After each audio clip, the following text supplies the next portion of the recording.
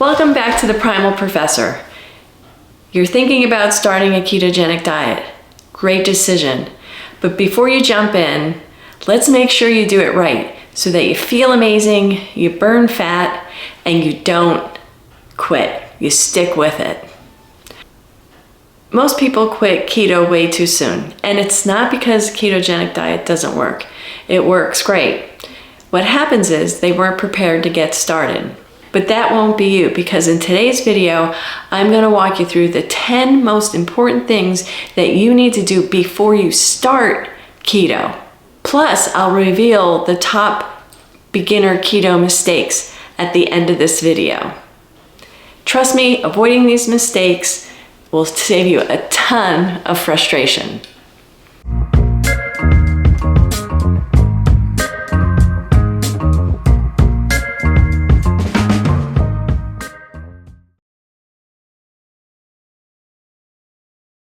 If you're taking medications for chronic disease, like hypertension or diabetes or other chronic diseases, keto can have a very dramatic effect, not only on your improving your health, but also on your medication needs.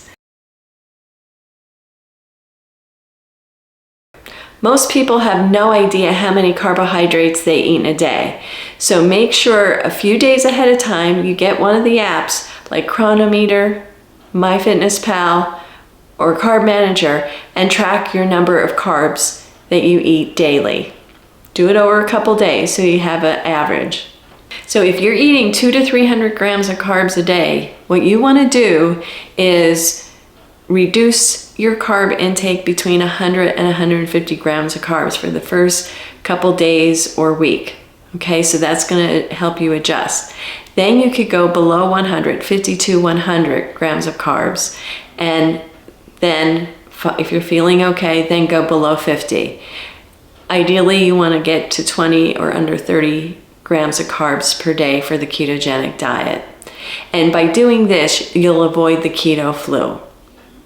While you're using the app, another great tip is start reading labels and start reading ingredients. Hidden sugars sneak in food everywhere. Out of sight, out of mind. Get rid of the high carb temptations like bread, pasta, sugary snacks, processed foods. Then stock up on keto-friendly foods. Before you go to the grocery store, make a list of keto-friendly foods that you're going to stock up on and stick to it. Avoid the inner aisles of the grocery store, and usually keto people will shop the perimeter. Not that you never go in between, but that's where all the sugary processed food is, so have your list ready. Having go-to keto meals will make your transition easier and definitely more enjoyable. Sugar cravings, guess what? They're coming. And instead of quitting keto over a sugar craving, find a keto-friendly sugar substitute that you love.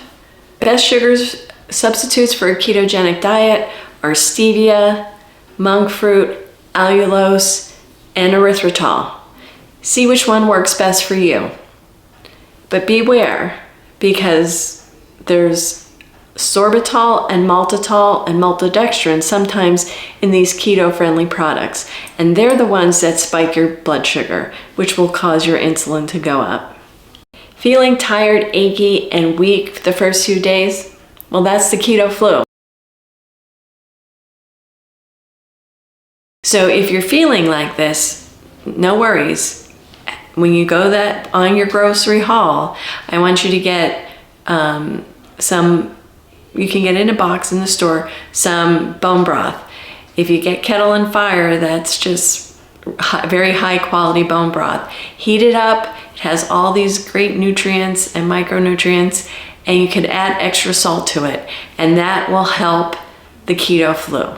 You can also supplement magnesium and potassium.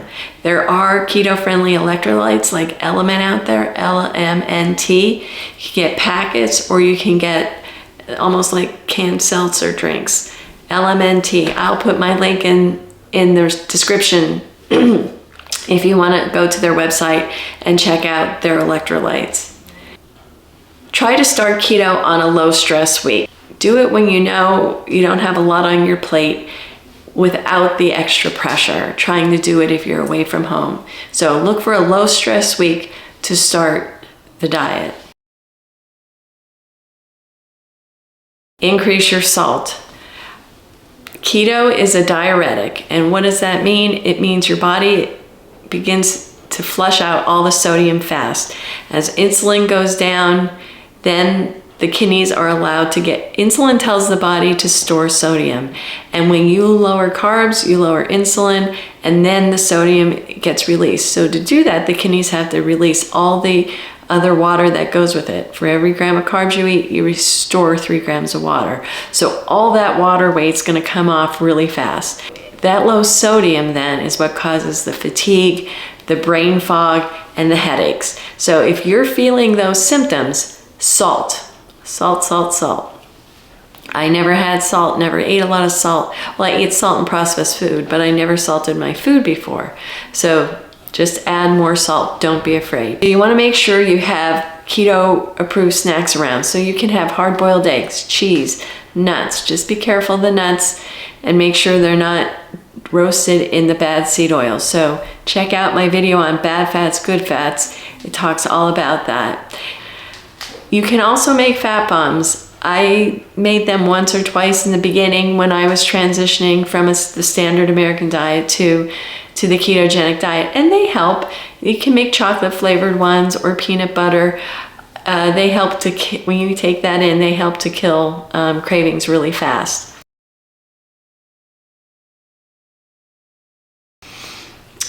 Step number 9, check restaurant menus before you go out to eat. Keto is doable at most restaurants. If you plan ahead and look at the menu, they usually have low carb options. And you want to do this so that you're not tempted when you go in there. You're going to already know what to order, right? Not when you're in the moment and you just don't need the menu, just order it. And don't be afraid to ask for double vegetables and get rid of that potato. You can ask them not to bring the bread to the table ahead of time also. Avoid sugary dressings. Ask if you're getting a salad, try to get oil and vinegar. Step number 10, track your macros daily. I'm 5 years into it. I still track my macros daily. It doesn't take long. Once you start using these apps, it pre-populates the things that you eat most frequently, and it doesn't take time at all. But guessing at your carbs is a sure way to slip backwards. So use the macro tracker, stay on top of your daily intakes. Aim for 70% fat, 20 to 25% protein, and 5 to 10% carbohydrates. All right, now you know what to do. Let's talk about what not to do. These mistakes can completely derail your keto progress. So let's take a look at them. Cutting carbs too fast and shocking your body is going to really stress out your body. You want to reduce carbs gradually over a week. It'll feel much better to you. 2, not eating enough fat. This is hard. You know, this is really hard, especially if you were avoiding fat. So it takes a little while to get used to it. Prioritize avocados. 1, they're really high in good healthy fats. They do have some carbs, but they come packed with a lot of fiber and a lot of potassium, so that's a great choice. Butter, fatty meats, and olive oil, all good healthy choices of fats. And you can make a mug cake, and I like to use coconut oil in my mug cakes. There's lots of recipes out there. So make sure you're salting your food and get your electrolytes in daily. You know, another way to know that you're not getting enough electrolytes is you start getting, besides feeling achy, tired, and have brain fog, you might start getting cramps in your hands, in your legs at night. So make sure you have electrolytes on hand. And in a pinch, pickle juice works pretty good. And that's a pickle is a great keto snack. It's pretty low in carbs, and these are dill pickles, and you're getting the salt at the same time. So if you need something at night, crunchy, good dill pickle will work. And also, something I didn't mention for your pantry, which really helped me at nighttime.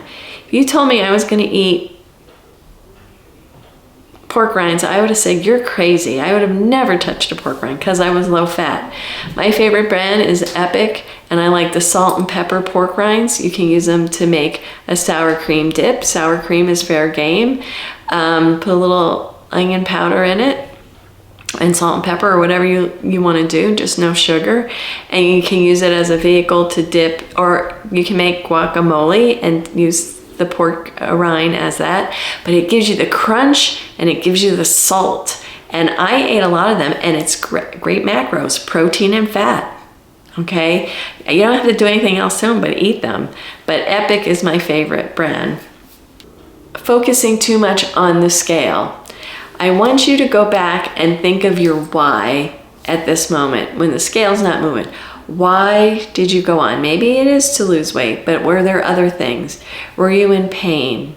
Look at, you're losing inches, but the scale's staying the same.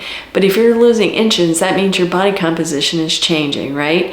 If your skin is clear, maybe you're younger and you have acne, that's clearing. If you have eczema, that's clearing up. There's lots of different ways that it's still working. So just don't focus on the scale. Focus on the whys and the non-scale victories as well. And if you're not losing, double check your macros. If you stopped logging your macros every day, you might see that they're creeping up. You're eating too many keto snacks.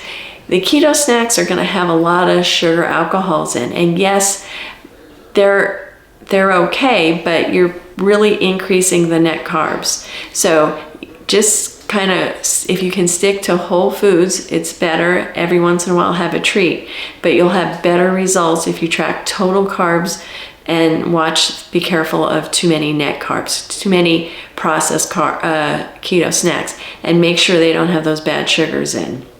So stick to whole foods like meat, eggs, and veggies. And fruit, as far as fruit goes, I would say berries, but count